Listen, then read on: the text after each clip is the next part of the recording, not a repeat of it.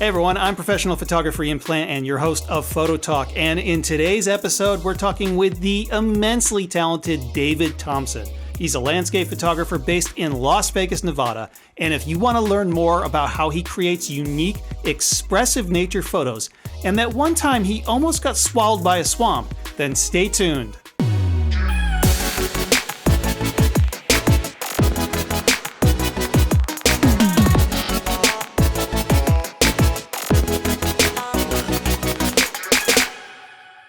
Hey everyone, I am super excited. We've got a very talented photographer today on the program. David Thompson, welcome to Photo Talk. How you doing, Ian? What's going on?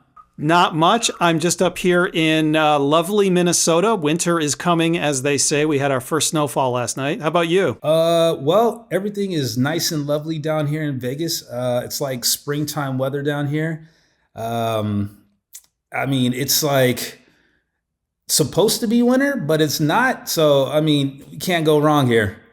Yeah, no, all the times I've been to Vegas, I think I recall this time of year being the most pleasant. Otherwise, in the summer, it's just way too hot. And it doesn't really get super cold there in the winter. No, we're actually pretty mild here in the winter. December, usually around this time, it starts cooling off. I think next week we'll have our first temperature drop of the year. But for the most part, it stays fairly mild. Don't get a whole lot of precipitation. Once in a while, we get these freak storms that come through. But for the most part, it's pretty mild and the weather is nice. Can't complain. Well, fantastic. Well, why don't we get started? And I'm going to just start off with the question I ask everyone. Tell the audience how you got into photography. I first got into photography probably about 15 years ago now. I first started off with film. I had a Pentax, a Z7 35 millimeter film camera. I had no idea what I was doing with that thing. Failed miserably at film. Couldn't compose, couldn't make a good exposure, couldn't do any of that stuff. I tried my hand at that for probably a good 3 or 4 years. And like I said, didn't have much luck at it. Then eventually I got my first DSLR, which was a Canon Rebel XTI. I think everybody started off with that camera at some point. I started off with that, just taking, snapshots of the family. We'd go on family vacation trips every now and then. I would get out for sunset, and again, still didn't know what I was doing. And eventually over time, I kept on practicing and, got a little bit better and started getting a little bit more serious. And I think probably around 2008 is when I went like full on serious with my photography. And right now it seems like you're mostly doing landscape photography. Sure. Yeah. And I would, looking at your work, I think I would characterize it as being 90% intimate landscapes, maybe 10% grand scenic landscapes. Does that sound about right to you? Yeah, give or take. Look, when I first started out, everybody wanted the huge, grand landscape scenes. I started off with that and everything was great. It was cool. I slowly started getting out of that because I realized that, a lot of that stuff is, sky dependent. And once you get overly fixated with that, everything becomes about, the light. Everything's about sky. Everything's about sky. You want that burning sky. You want these dramatic conditions, which in reality, you don't really get that all too often, right? So over time, I slowly started, getting away from that. I've always been a huge fan of, shooting, woodlands and in the forest and, trees and that kind of thing. So I started leaning a lot more towards those type of scenes. And then eventually started getting more into the smaller, intimate scenes and, scenes that didn't include sky. And, over time, I realized that I have more of a connection with those type of scenes and, with the scenes that have those big, huge skies, which I'm not opposed to shooting at all. And I will shoot those when the conditions are right. But for the most part, if I can take advantage of low soft light and, put a nice tree scene together, I'm going to do that. Or if I can focus on some smaller details, within the landscape, I'll go for that as well. But again, it just really depends on the light. I like to tell people that I like to let the light dictate what and how I process my images. I just kind of let the light kind of do its thing, and I'll base my photography upon that. Well, I think it's funny the way that you put that because I'm very much a wide angle photographer. And when I'm shooting landscape, it's very much grand landscape. And I'm constantly telling people when I'm teaching that what is going on in the sky is really one of the most important things. And I frame that as a virtue, that patience for waiting for those amazing clouds, those amazing colors in the sky, as being one of the virtues of landscape photography. But the way you talk about it, you almost talk about it like it's a vice, and that there was something about that kind of turned you off, and that's what drove you more towards the intimate landscape instead. Sure. Am I characterizing this, more or less in the ballpark? Yeah, give or take. I mean, like I said, if the light is there, I'm gonna throw that wide angle lens on. Believe me, I will. I like that. Like you said, the patience of waiting for that light to develop and to see what it's gonna do to the sky and to the landscape. I'm all about that. But for me, as that artist, I also want to do other things as well. So if I base my work upon, shooting these wide scenes all the time, and light and sky is, very important, then, I might not be making that many images because, down here in the Southwest, we don't have those conditions all the time. So to be able to get those kind of conditions is a privilege. And, to be able to take advantage of that is something totally different. And, just me wanting to step outside the box and, try and see different things, I had to expand my eye for, different types of scenes. So that's, one of the reasons why I kind of deviated from shooting those wide scenes as much as I used to. Well, another thing that I think characterizes your work in a very refreshing way is that there isn't really any evidence of a lot of Photoshop manipulation, which has become pretty much very standard for a lot of landscape photographers these days, where we're talking about just extreme manipulation. Getting back to what you were saying about how you often don't see those amazing skies. But, with a lot of those folks who are doing a lot of sky replacement, there's amazing skies in every shot that they take. So when I see your work, I don't see much evidence of that. I see a much more natural processing, a much more traditional photographic approach. And as I said, I find that very refreshing. Well, I appreciate that, Ian. Yeah, like I said, I don't feel the need to replace the sky. I don't see anything wrong with that. I think that's an artistic vision that's a choice for everybody to make for themselves. But for me, I like that chase. I like the hunt of, hopefully getting, those great skies. A lot of times I don't, but I still do, appreciate the old school way of, waiting for light to develop and that kind of thing. But again, like I told you earlier, I just let the light dictate what I shoot and how I process. If a scene calls for something a little bit more airy and maybe vibrant, then, I'll go that route. If it calls for, deeper tones, or I want to create a little bit more mood, then I'll go a little bit darker and, maybe add a little bit more contrast and maybe a little more pop in color. But it just really depends on, what I'm shooting and what the light is doing to the landscape. I'm always just a firm believer in whatever I'm shooting, it has to make sense to me. In the field and at the computer as well, to give a product that can have my own interpretation on it, and hopefully the viewer can take a small piece of that and in their viewing experience, and hopefully have that same type of vision that I had when I was there at the time of the image. Okay, well, so it sounds like, unlike a lot of landscape photographers, you're not out there necessarily chasing the big landscape or chasing those big skies. You're not chasing that magical light. So I guess the question is, what is it that you are chasing, if you're chasing at all? I mean, do you have something in mind when you go out and shoot? Do you find that you're just more reacting to what the landscape and the light has to offer? Or is there some way of seeing the world that's unique to you that you're constantly looking to bring to fruition, some idea that's in your mind? All of that. Good answer. It's a, how can I explain this? It's kind of it's all of that and maybe a little more, but just the meat of it is, yes, I do have some type of ideas when I do go out into the field, but I'm very reactive. So, what I think I may go into the field thinking I want to capture, I will get to a location and maybe the light is a little bit different.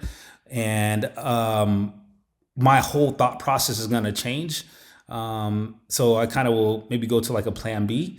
And then the other aspect of that is the whole creative aspect of it too. Is like, I like to try to do something different. Anytime I can put my own spin on a scene or try to come up with something a little bit more creative and different than what we usually see with, all the imagery that's out there these days, that's a plus for me. I guess for me, the personal pursuit of just trying to do something different than what I've done the last time is something that never changes for me. So it's always something new, always something different that's coming to mind. And like I said, sometimes, I can make that happen. Sometimes I can't. Sometimes I just kind of work off the fly. I probably don't have like the most methodical approach, into the field the way a lot of people do. Like I said, I don't have really these high expectations when I go out into the field, because, again, it goes back to what I was saying about the wide scenes. You have these expectations of getting these great big scenes and you get there and then it's a dud or the light's not right or you're missing something. Those expectations are gone now, which makes my photography more enjoyable now. And I feel like the more that I have fun with it, the more creative I can be and the happier I am when I'm out there in the field. Well, so let's drill down into this idea of finding something unique and different. And I guess the question I have, and I know this might be a difficult question to answer, but I'm going to throw it out there anyways. How do you do that? How do you make something unique? I mean, do you have a process that... are you looking at what other people are doing and then saying, okay, how can I do something different? Do you consciously choose to take a different path? Or is there something else that you do to find these quote unquote unique images? I think it's a combination of all that. Again, I think we as artists and photographers, people that look around on social media and that kind of thing, we get flooded with all type of imagery all the time, right? And you can take that as kind of like a guidance tool to what may be out there. And that's kind of how I do my approach. It's like I see something and I go, oh, that's interesting, but what else is out there? Is there something else out there that can be done different? Or is there another way that I can go about that scene? Maybe, I can throw a longer lens on it. Maybe I can throw the drone up. That's also an option as well. But I'm always trying to look outside of the box, just something a little bit different. It could be, tighter. It could be maybe a wider type approach to it. Maybe it'll include less sky. Maybe it'll include no sky. I don't know. Maybe it'll include a square crop. Maybe it'll be a 5:4 ratio, a 5:4 crop or something like that. Who knows? It could be a pano. I just think that's what's so fun about this medium of photography is that there's just so many possibilities to see the landscape and see nature that there's always these ways of being able to create and do something different. Yeah. I don't know if that answers your question, but more or less that's that's my thought process towards it. Yeah, no, it's something I wrestle with all the time. So it was interesting to get your perspective. For me, I don't try necessarily to be contrarian to what others are doing. As a matter of fact, I don't really look at what other photographers are doing anymore. I haven't done that for several years. And I do that on purpose because when I go to an area, I want to explore it on my own and to sort of have my own first impressions of the area and what it offers and find what is compelling to me. And Sure. so I find that if I'm looking at the work of other serious photographers, that I'm constantly saying, oh, that's cool. I want to go photograph that. Right, And right. it sort of pollutes my own personal vision. Sure. And another thing that I like to do to try, to get that sort of unique, fresh perspective is to embrace an area that maybe is being overlooked by a lot of other photographers. And it seems to me that this is something that you have done, especially with your work down in the bayou in like the Texas and Louisiana area. I mean, Yep. you certainly weren't the first person to photograph down there, but you went down there and you just owned that place. You built up a portfolio over several years, and now you've set the standard for photography in that area. Yeah, I don't know if I absolutely have owned it, but it goes back to what we were speaking about earlier in the conversation of seeing what was done there prior, in those areas. Early on, I would say going back to now, we're looking like maybe 2010, 2011. I used to look at the works of David Thompson, who I feel like is one of the guys that actually pioneered, that swamp landscape photography. And there might be a couple other guys that were doing some stuff, but, not the way David Thompson was capturing those areas. And when I looked at his work, I always felt like, man, I know there has to be a lot out there to explore. And I just wanted to see it with my own eyes and see what were the possibilities down there. And after the first visit of going down there, I knew right away that there was a ton of potential down there. It was just a matter of spending time down there, seeing what the light can do to the landscape, and then going from there. I've been fortunate enough to, be in that area, quite a bit, and spent, quite a bit of time down there over the years, and just knowing how the light changes that landscape and seeing what it does to those cypress trees is really unique and interesting. And I think my work down there has kind of showed that. And again, just going down there every year, like I said, for the past, I don't know, what are we looking like, 5 years now, maybe 6, where every time I go, I see something a little bit different than what I did the previous year. And then again, that could be just maturity, of shooting other stuff during that time. And, you get a little bit of a stronger eye and you understand the landscape a little bit better. But I feel like every time I go down there, my work gets a little bit stronger, gets a little different than what it was the last time. So the images that I'm working on from this past year will be a little bit different than it was last year. So in the years previous. So again, and I like that. I like that, that seeing the difference and seeing the change, over the years of what I've been able to do. And again, there's just so much, opportunity down there to, come up with unique compositions and being able to see that landscape a little bit different than, than what you have the previous visits. Well, I finally got down there myself this past year, and that's where we met, and it was a beautiful place. I mean, I'd been thinking about going down for a while now, and I finally made it there, and it was absolutely haunting. It was one of the most mystical photo experiences I've ever had. I really enjoyed myself, and I'm looking forward to going back. And I think it's very fair to say that there's no doubt that you have set the standard there. And I think that being the guy, being the Swamp King, let's say, is both a blessing and a curse. I mean, it's great to know that everyone is measuring their performance compared to the work that you've produced, your incredible portfolio. But of course, everyone wants to take down the king, so everyone is nipping at your heels.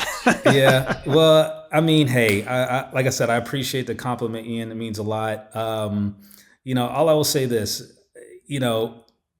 everybody that goes down there, I'll just say this. The area is hard to shoot, as you probably found out, Ian, and others have found out as well. And it takes time. It takes a lot of time, a lot of patience, and you have a lot of years of of visits down there to really capture the essence and the mood and the vibe of all of that that's down there and what it has to offer.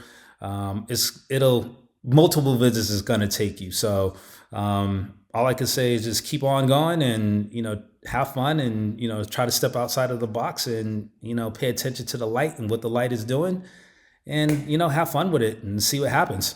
Well, I suspect what you just said is going to be the answer to my next question. So is that something that you think about when you're making images in an area, especially if it's an area that you're very passionate about and you've become known for? Sure. Are you thinking about the fact that there might be others who come behind you who will build on what you've done?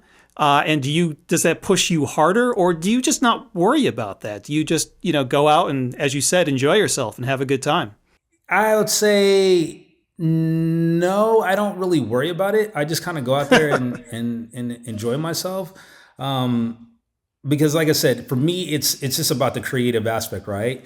And I look at it like this. Everybody's going to have a different eye, right? Some people are going to see the landscape completely different than what I do. How I capture it is going to be different than what other people do. So it's kind of like if you have Michael Jordan out there, doing a jump shot a certain way. Then you take Kobe Bryant that has a jump shot that he's doing a certain way. Yeah, it may be similar, but it's not going to be the same. There's just going to be no way to, compare those two. And that's just kind of how I look at, my work down there. It's just going to be different because of that. And then again, because of the experience. I don't know of how many people have the experience that I have down there as of yet. But, again, we're just going to see the landscape completely different. It doesn't necessarily push me harder in any kind of way. I always just try to make my work, a little bit better from the last time I went or, previous years. If there's something I can do different, whether it be how I frame the scene or do I go wider or, am I trying to focus more on lone trees or I'm just trying to capture just the absolute mood of the swamp itself, but still do it in a cohesive way that, makes sense, to my vision. There's a lot of different things that, I factor in when I go out there. And a lot of times when I go, I just kind of just go off of how I feel, sometimes, like I said, I may try to go, a little tighter on certain areas and, focus on maybe doing panos. That's another thing that I do quite a bit of. I do panos out there and, some of the images people wouldn't even know that I did panos, but yeah, I'm doing, multiple, stitched images, whether it be, horizontal, one for the top, one for the bottom for reflections or, just the wide scene itself. There's a lot of different ideas and thoughts that go into, to my approach when I'm out there, in the field. So, to answer your question, no, I don't really feel any pressure. Just, like I said, it's just the time that I spent out there. And like I said, my vision on how I see the landscape is just going to be different than everybody else's. So, I don't feel like there's no pressure for me to, try to, compete with that, if that makes sense. Okay, well, I got one more swamp question, and then Sure. we'll move on. So, the swamp was bewildering and chaotic. It's an easy place to get lost. Sure. It's a remote. It's an easy place to get in trouble. You've got alligators in the swamp, and you've got a weird cast of characters of people who are living in that area. Yeah. Do you have any really crazy swamp stories? Anything that's happened to you that's been really very interesting?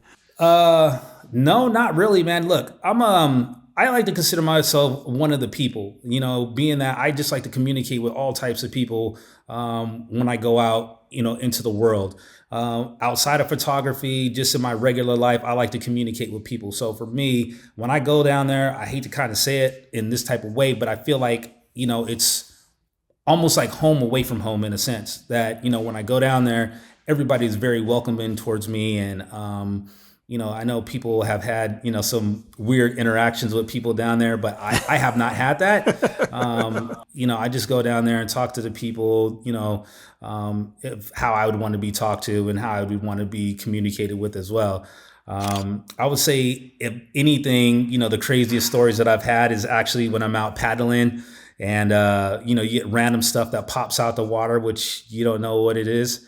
or the spiders hanging down from the trees by their webs, which I hate spiders. Anybody that knows me will tell you that I am not a spider person at all.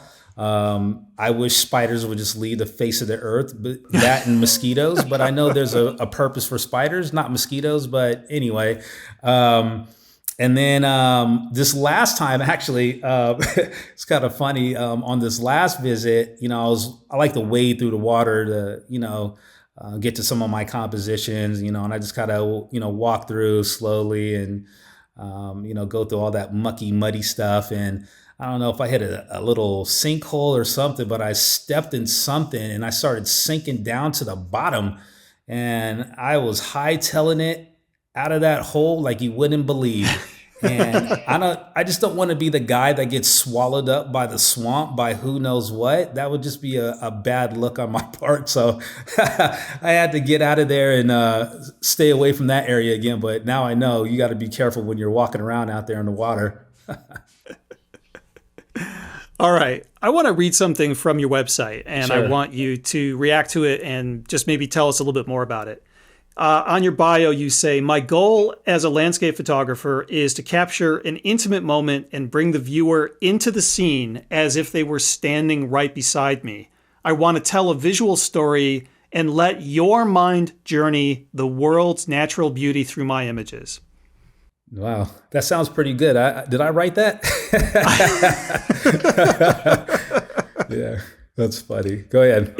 It is pretty good, and I think you must have written it, but I just want to pick your brain a little bit more what you mean by that. Yeah, it goes back to what we were talking about earlier, Ian. I just, like I said, I want to be like that visual storyteller if I can. I don't know if I accomplish that with my work, but that's what I have in mind when I'm, capturing my imagery. But I always like to give the people, whoever is viewing my work, I want to give them the sense of them being there and, them being able to see what I saw with my camera at that time, at the time of capture, and, let them have those moments, have those moments that I had. Now, we all know that it's not going to be exactly the same. And, sometimes we can, we can do that and people can relate, depending on the area and the location. But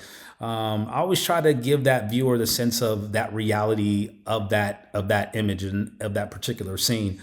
Sometimes it translates, sometimes it doesn't, but, I do go out of my way to try to make it happen. Yeah, I mean, I think the key thing from your quote is that you say that you want to let your mind, the viewer's mind, journey. Sure. And it sounds to me like what you're getting at is something similar to what I tell people about telling a story with your photographs. And, I had one person ask me once, does every photo have to tell a story? And I said that yes, every good photo should tell a story. But what that means is different for every scene or subject that you're photographing. And, it may be obvious when you're photographing a person or wildlife what the story is. It's not quite so obvious with the landscape. But to me, what storytelling is giving the viewer enough so that it incites their curiosity. It gets them wondering what the story is. So it's not critical to force them to see the story that you're trying to tell. It's the critical part is getting them to start imagining a story on their own. And I think your photographs do that very well. I think there's a lot of mood and mystery in your photographs. And I can just imagine the average viewer starting to construct their own story about your photos and being transported into that story.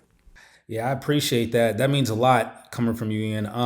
Yeah, it's just something I've always strived at. And, I always make that my goal, with the imagery. And again, that's another reason why I try not to, go crazy with the processing or over process or, anything like that. I try to keep it as realistic as possible.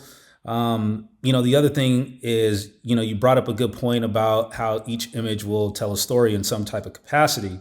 For me, the landscape speaks to us photographers in different ways, and it's up to us to be able to capture that and hopefully bring that back in an image or a print or, whatever the case may be.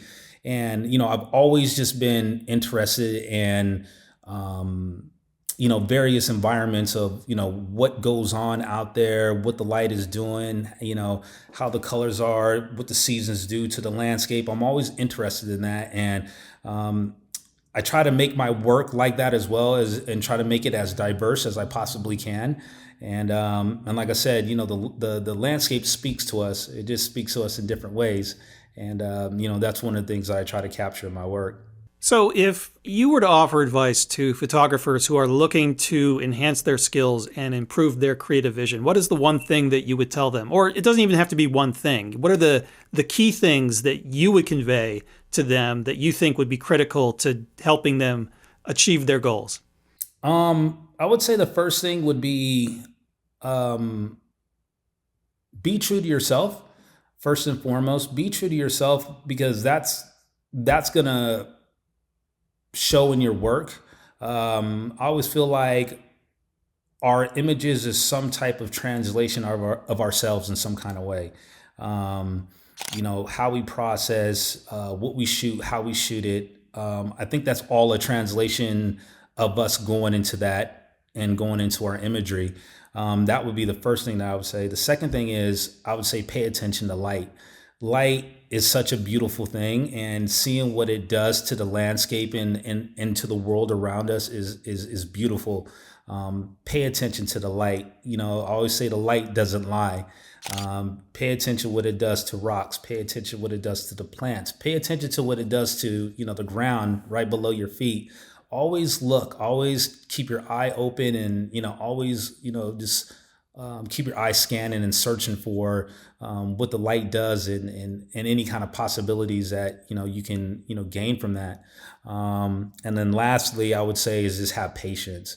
All of this stuff that we do, with the image making process, it's a process, right? It's a marathon. It's not a 200 millimeter or a 200-meter race. It's a marathon. We keep on going and going, and you build on top of your mistakes and your imperfections, and you're gonna grow. You're gonna grow as a person. Your eye is gonna change. Your eye is gonna get stronger, and you're gonna see the world differently, as years go by. So just be patient with the whole process of the image making process. It takes time. And like I said, if you have the patience, you will grow as an artist, and you will grow as a person as well. Well, that is fantastic advice, and I think that's a really great way to end the interview. David Thompson, thank you so much for joining us on Photo Talk today. This has been a real pleasure and an honor to have you on. Ian, thank you. I really appreciate it. I can't tell you how much I appreciate this and honored to do this interview. So I appreciate it. Thank you very much.